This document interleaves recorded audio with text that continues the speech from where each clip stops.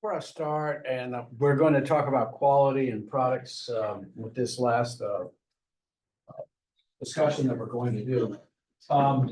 Quality, when you realize it, is meeting or exceeding the customer's expectations about what they're desiring in a particular product.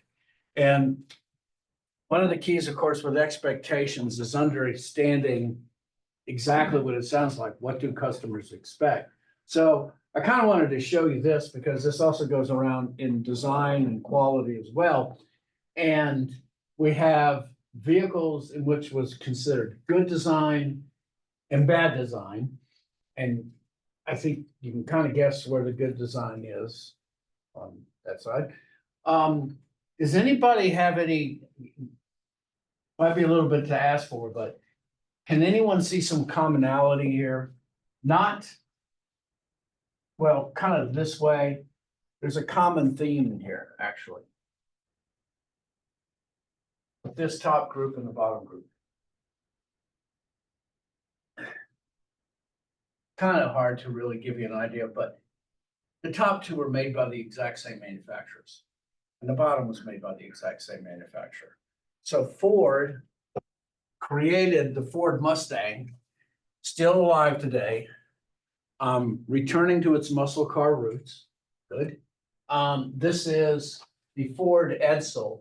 It was named after his son, Edsel Ford, who took over the business in 1945 after Ford passed away. It was supposed to be everything that a consumer wished to have in a particular vehicle. This died an ignoble death. If you look up Edsel, Edsel became, in essence, synonymous with failure. And yet the Mustang, by the same corporation. Now, I will say this, is the Mustang was actually not created by the same group. And yeah, Lee Iacocca was part of that group, that's right. But this was made by Lee Iacocca and what was the guy? Oh gosh, what was the car in Back to the Future? DeLorean, that's it. John DeLorean and Lee Iacocca developed it, but Iacocca developed that one as well. So this is the Pontiac Firebird, 1971. Oh, about, was it 420 in there? Just beautiful. And this is the Aztec. Anybody ever see that, by the way? That's the car that's on Breaking Bad. Breaking Bad, or interesting kind of scenario, because that Aztec is the thing that actually drove Pontiac out of business. And yet it had everything that every individual would want. It was like one of the first subcompact SUVs. Difference between an SUV and a crossover, just one way of determining. An SUV is a two-body structure. It has a chassis, okay, and it has the body on top. Okay, that's an SUV. A crossover is a unibody construction. It's all one piece. Nothing, that's all the difference between them. This was a crossover, it had everything that you would want. It had four-wheel drive. It was all of those things, and it cratered Pontiac, and Pontiac no longer survives. One of the difficulties is trying to understand how do you hit consumer expectations and define something that resonates with consumers. It is still one of those reasons why every year we create 50,000 new products and only about 4,500 succeed. Sometimes it doesn't make sense. Sometimes they're great. It just depends, okay? Well, the problem is that consumers have high expectations, especially this one. And I think this generation, which is nothing wrong with that, consumers do have very high expectations of what they should expect. Although I don't think they're much higher than what consumers wanted before. I think the great thing is that you have with your generation is knowledge, which is even more important. Also, when you think about a predominant group, our markets now are vastly mature, maybe other than artificial intelligence. And there's very little differentiating among profit offerings. And this is where you have to go into overtime to be able to make your particular products unique, different, and desirable. Sounds simple, doesn't it? Why am I teaching? Well, how do you do all of those things? Well, the first thing you do is you learn. You understand your consumers. You do research on them. You find out for them what are the practical desires that they want in each of their given products. You try to translate those into standards of quality, the quality basically meaning these are the goals that consumers wish to hit. And you not only uphold the quality standards, you don't promise them things you can't do, but then you raise it higher and add features. And the reason that you do that is that you cover more than just the expectations. And hopefully what that does is the consumer looks at that and translates it into superior quality. So it seems like hotels now, if we're looking at what we're hoping for is we're hoping for at least a clean bed for one night, because we're not going to change our own linen. Hopefully somebody, will come if we ask them, and they will. But one of the things in the standard hotel now is, when you go to the room will be changed when it needs to be changed and no other time, but they will take your towels out. If you go to an upscale hotel now, the amazing thing is that you have things, the expectations that you had 40 years ago, which was room service and other, things that you find in quality hotels now, which means that if you want to change the paradigm, if you just can find a way to go back to the original standards, you would clean up. And I've said this over and over again. My wife says the bar is over there, just go. Anyway, so we talked about quality, hitting the marks on those narrow those benchmarks or those expectations. But now what we're talking about is something larger in the totality, and that's value. So we talked around value in this semester. We talked about how it relates to satisfaction. We're going to actually talk about what would be considered a scientific formula or how we look or understand value. So first off, the first word in the definition is subjective, which it is. Value is a subjective evaluation of benefits relative to costs by the consumer. It is important to understand value is in the soul of the consumer and nowhere else. You can't measure value unless you use the consumer as a benchmark. So let's see, I'm going to show you something real quick.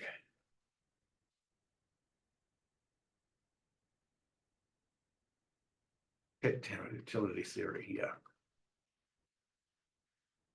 So Thaler was a gentleman who was a Nobel Prize who came up with the ideas of that you could basically calculate values together, come up with this kind of fuzzy logic kind of thing, use utility because he was an economist and he thought he could measure everything, and come up with these brilliant ideas about how you can find value, or excuse me, how you can calculate the total worth to a consumer. And it was really pretty interesting. And he got a lot of it right, but the difficulty that Thaler had to translate that in is the esoteric qualities of where value is. So his closest to me is in transaction utility, which he talks about the satisfaction or dissatisfaction derived from the perceived deal and the pricing. So it's like everything together. He hits real close, and he does say transaction utility influences behavior, but he doesn't connect it with being the complete subjectiveness that consumers give it. Because he thinks, or in this was your ability to be able to just put together a mathematical formula, come up with a particular cup that is exactly what consumers want, and you can add that up, and that's what is going to be its total utility, which utility and economics, is derived as coming up with a dollar number. And I'm saying no, because that's not where value lives. So just realizes that it tries to balance the marketing strategy and utility. It try to balances those as well. And it includes quality in its little niche, but quality is one part of the overall understanding of what value is. So here is where we're going to go for the formula for value. The top is quite simply value as it should be thought of. And then the strategic formula of value is how you break down each one of the individual bits and assign some particular ideal when coming up with total value. So we're going to talk about this. So we talked about the benefits and the costs.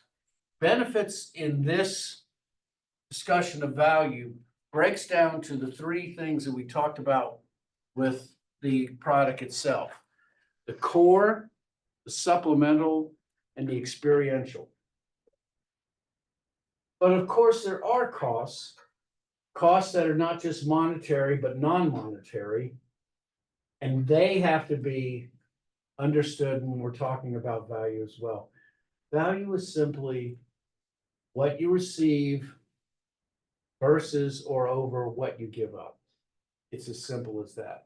And realize that is overwhelmingly complete as that might seem. It's difficult to break it down because once again, some of the costs are purely perceptual.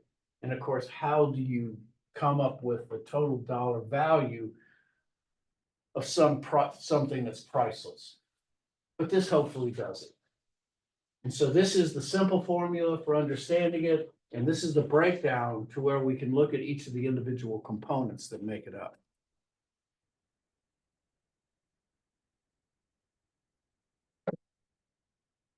So what's the difference between Hertz Rent-A-Car and Enterprise Rent-A-Car?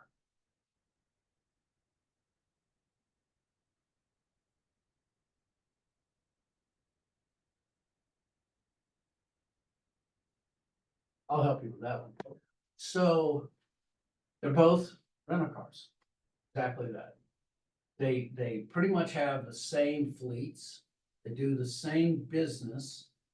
So why are there two of them? Hertz Rent-A-Car was built originally around small travel across cities after needing transportation, usually from hubs such as airports and railroads, and then it became completely railroads.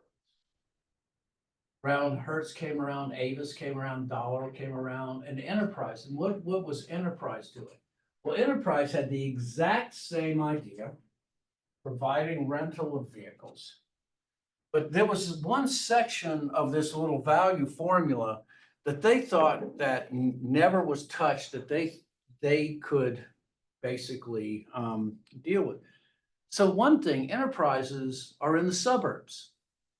They're not necessarily by the airports. They can be, but if you're looking at a place like Boone, of course, which is kind of interesting, why does a small town like Boone have a rent-a-car?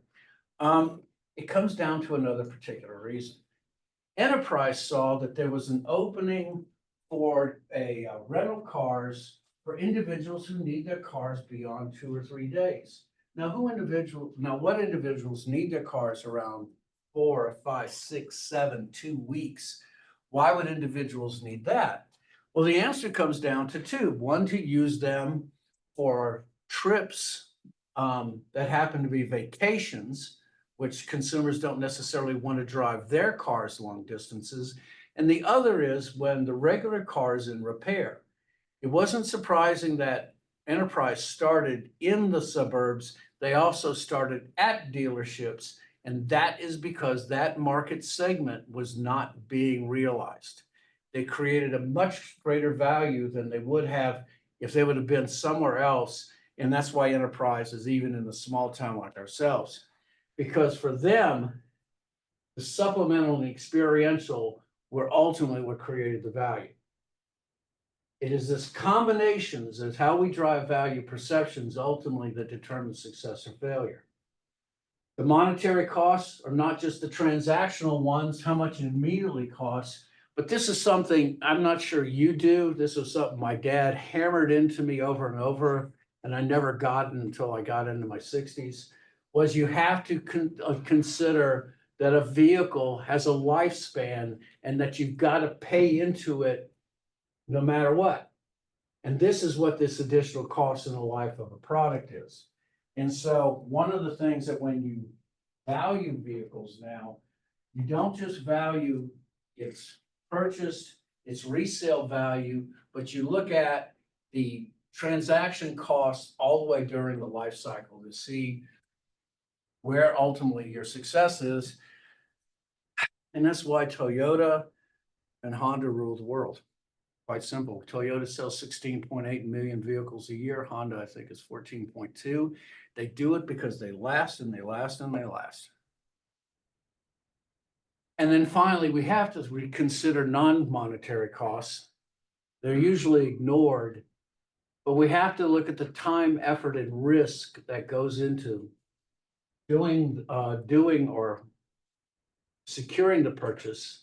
And then the opportunity cost is what you don't buy in order to purchase what you have. And everybody's got opportunity costs. We all do. Mostly they're ignored, but they play very heavily, especially when time and consideration does not give you a long time to be able to properly review things. And so the value formula, it's large enough to encompass everything, but weak enough to give room for just the human condition. That's why we've used this in our definition for marketing since 2006, and it'll probably remain that from now on. So, how do we compete on value? Well, one of the ways you do it is the way that I just talked about how enterprise did. They increased the value not by increasing their monetary contribution to the vehicles, but they created or let's just say identified a situation which meant that car was valued more in that particular situation. We can increase the added buttons, bells, and whistles on a particular product. We could add functions to it, which is what has happened to our cell phones over time. We've added extra bits of it. We can change the condition in which it is used to create an overall greater and more valued experience. We can do the simple thing. We can just cut the cost. We can reduce the non-monetary costs by finding ways of being able to even give that away. We can reduce monetary cost by using less expensive parts. Some things you can't, but monetary cost, because cutting price is the number one quickest thing you can do. That is the number one thing you must avoid till the very last. You can't just wake up one day and say, I'm going to cut the price of this item because it doesn't go through an understanding of consumer needs and wants. This goes back to, 1980, 1970, we went from vinyl discs to 8-track tapes into the brave new world of compact discs. Compact discs solved a lot of issues that vinyl records originally had. They were scratch proofs that could last through hundreds of thousands of replays. But there was just one minor thing about compact discs. They did not allow them to be used as singles. 45s, vinyl records, were how singles were distributed in the United States from 1947 to 1983, I think. And that was the way how you got one record off of a single album. And everybody liked it. Well, the problem with compact disc came along and they, in essence, depressed the market because people didn't want just all the songs or an album or a whole album. They might have wanted just one song. So the record industry came along in the 90s, saw this depression in the sale of music. And so what they did was they came up with the brilliant idea of cutting the cost on compact discs. And it created a recession in the music industry because they didn't fix the problem, because they didn't understand what customers wanted. It always has to be what the customers want.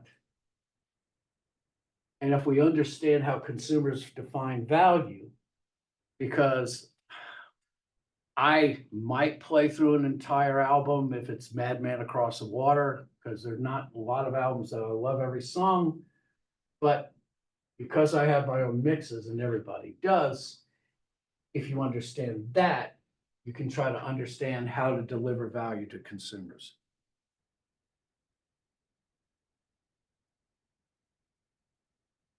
Understand the differences, because it is in the differences, especially when they bring value where we get sold. Now, it is also important to understand that not only do the value components have to be understood, but we have to understand where their place is in marketing elements. Which ones do they click with? And so in product strategy, it is features, name, design, which I showed you, design, good design and bad design, ease of use, warranties and guarantees. The core of this, realize that the pricing strategy must match. We have to understand how the consumers perceive that value, because many times we can perceive that as having less value, but the perception of less value also means less quality. So you have to balance that carefully. Availability is not a good thing, especially when it is a luxury item. The expectation is that it will be difficult to find, and so consumers should go looking. And then finally, if we are trying to use prestige or reputation, that certainly has to be taken into account as well. The point of this basic slide here, and the slides that come after this, is just this is that each one of these, each one of product, supplemental, and experiential, every one of them has some place in the distribution and all the 4P strategies. And if you notice, they all exist in cost as well.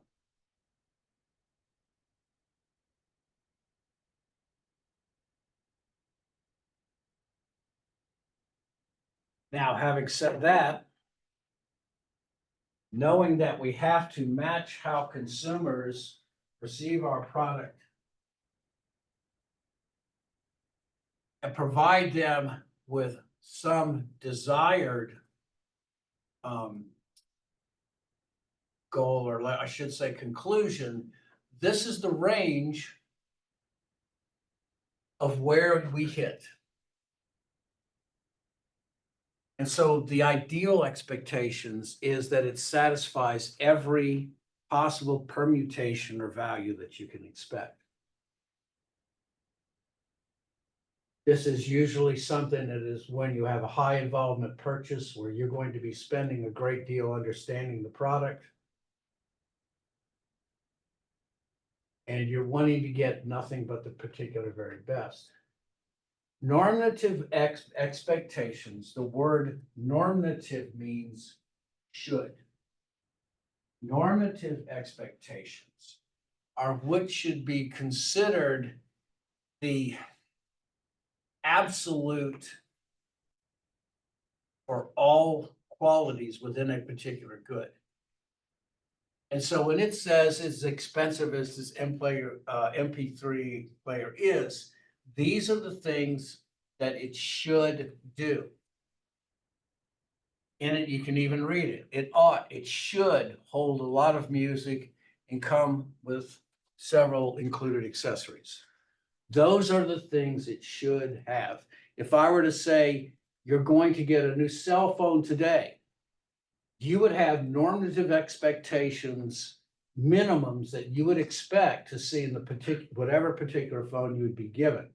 That's what the normative expectations are. Experience-based expectations happen to do literally with what it says. What has been your own interaction with this product? Usually you're talking about a past. This is the area of where brand loyalty and repeated purchases come from as well.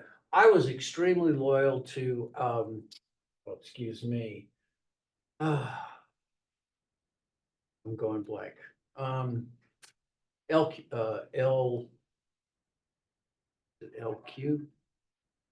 No, yeah. LG. LG, excuse me. I don't know why I went blank. LG. LG was Gold Star from Korea in 1991. They started creating manufacturing, did a horrible job of it, joined with Lucky as a corporation, became Lucky Gold Star, and changed their name to LG. I love their phones. Their phones were great. The easy to use, very adaptable, flexible. Love the fact that you could put in your own SD cards. It was just a jack of all trades, especially when you do a lot of the work when I was still doing it. Then they got out of the business entirely. My problem is that my experience-based expectations of the LG meant that no matter what phone I was going to have problems because those were not reached.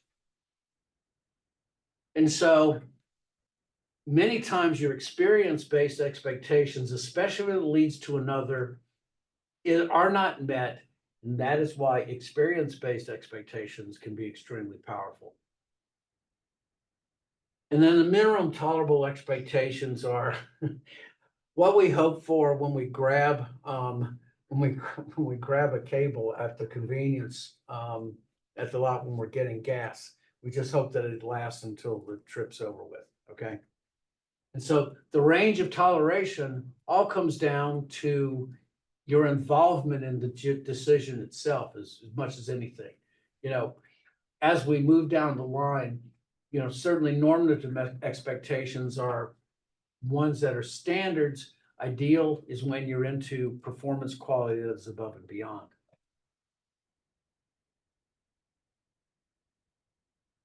So remember this is that expectations vary on situation. They increase when our needs are high and also when time is short. We cannot leave out environmental issues that can change our perceptions. And so expectations increase the greater that our needs to be our personal needs to be realized. If there are few alternatives, and this is one of the difficulties of inelasticity, when there are none, consumers simply have to do with. Now you find 30 years ago, doing that without gasoline was much more difficult. And a lot of that has to do with quite simply, there are broader alternatives than we used to have now. And just remember, there's sometimes when no matter what we do, we're simply not able to meet those given standards. And so consumers will decrease their expectation if quite simply there's no way to achieve everything that they wish with performance. So we have the idea of customer expectations, where consumers hope we're going to land, but there's a lot of gray area in between. It's what's called the zone of tolerance. So where do customers' expectations go? And those expectations, of course, are always unique and different to everything that they may purchase. Some people have a much wider range of tolerance towards things. Once again, a lot of that can be situational as well, but how willing are consumers to accept variability all depends on the consumer and the situations. So what are the three outcomes? The middle one is where performance falls within the expected zone. Now, as I've said before, satisfaction is when you meet the expectations, but we all have a gray area in there where we're willing to accept. Customer delight is when performance exceeds the desired expectations, and this is why you give the consumers what they wish, and they give them a little bit more without telling them.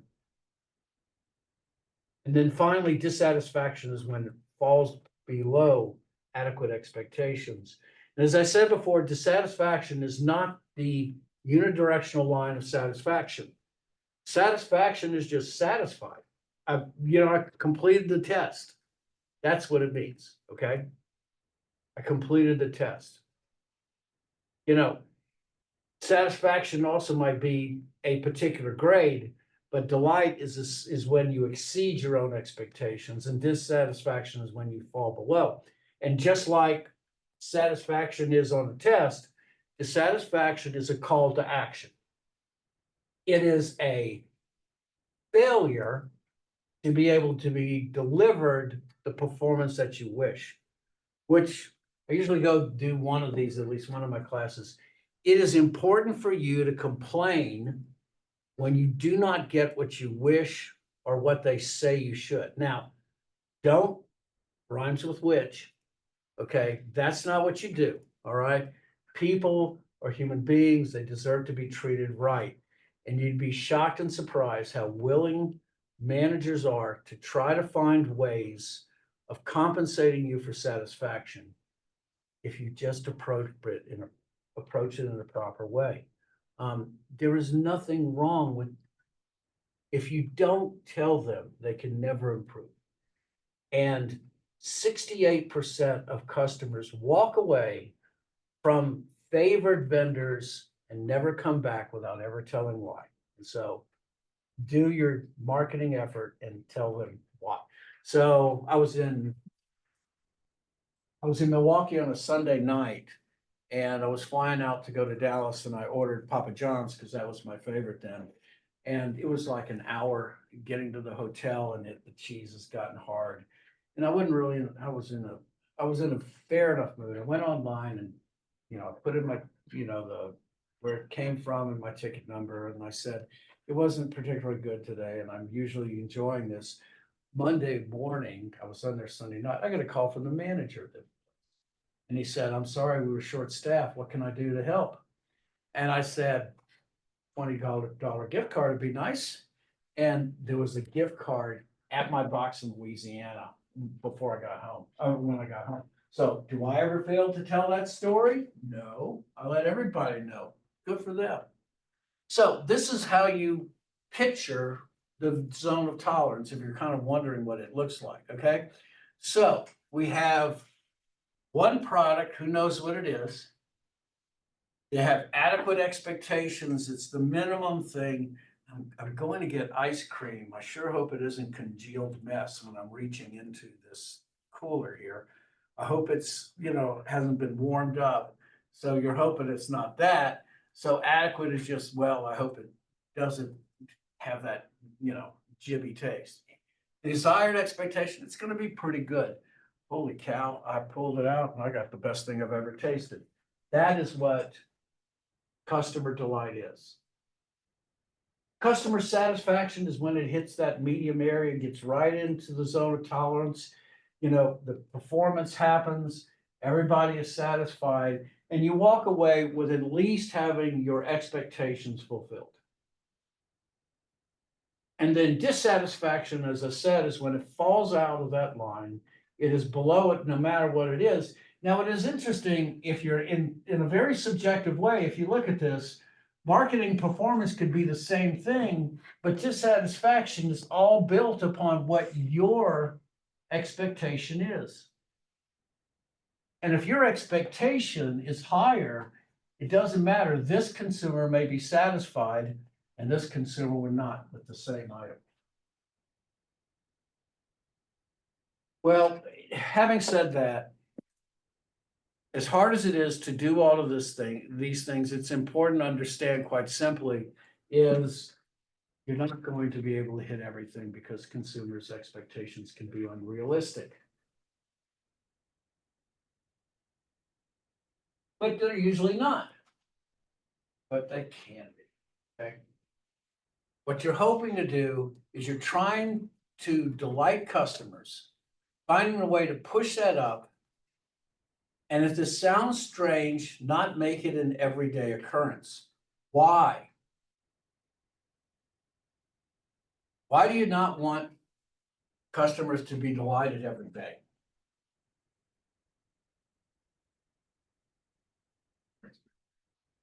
Pardon me? Their expectations may go up. Bang. That's exactly it, right on the name, okay? The problem with that is that it may be impossible to duplicate those particular, scenarios at the same time, especially if it's a product that's made every day. You never know. You try to hit those standards, but not every day can you possibly do it. And so what you try to do is find the ways to do it, go above and beyond, find some way of getting that really adequate expectation. It's like, beautifully normal, whatever you want to call it. But, just be able to be on this side of it to provide satisfaction and find some ways to reach the consumer to give them that extra quality too. I'm not totally on this particular way, and I understand that it does make expectations rise. But if you're smart and you're a company like Samsung, who believes in continuous innovations, little minor steps along the way, you can do this. It's just harder, that's all. And you need to do that one thing, because the problem is that if what you're doing can be replicated by your competitors, then it's basically not anything that consumers will go out to look for you. And so that's one of the big difficulties also when expectations are hit like that. So how do we put all the ball of wax together? What is whip to what? So the big part is value. Value, in essence, covers all of our thoughts about marketing offerings. Quality is that narrow line of signposts that tell us that we're being able to match consumers' needs on an attribute by attributes basis. Those are the parts and the supplemental ones that are put into the product initially. The consumers then take that product, evaluate it into ultimately what value it has, because the value is an evaluative process. And then from there comes satisfaction based upon the totality of the experience, with the expectations as their base model. Realized value is all those other things, as I've said before, beyond just merely those conformance quality ones. It is the experience that goes with it. It is the value that it brings in it. It is the lowering or the minimum of the costs, and costs are not in in satisfaction or in quality. And then finally, because it is merely an evaluative thing and humans are evaluating it, value can be on factors that have nothing to do with it. I just need it right now. I have no other reason for it. It's the closest one. It's going to provide me no value whatsoever. I just got to buy it because I need it.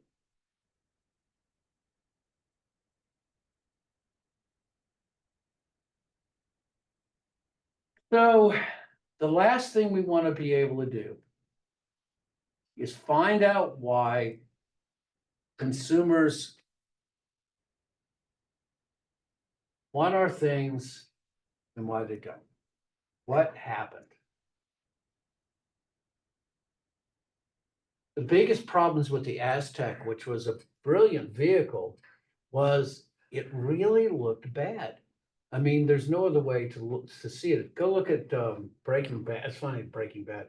Um, the car itself was excellent in terms of engineering, but it was just bad looking. I don't even know how the way to say it. And in terms of customers' expectations, that is certainly a controllable issue that consumers didn't recognize, or, when they, well, excuse me, when consumers were initially looking at it, the totality of what it looked like never gave them the chance to view it. The PT Cruiser by Chrysler came out in 98, and it was a hit when it came out. It was a funky little car. You could get it with a top down.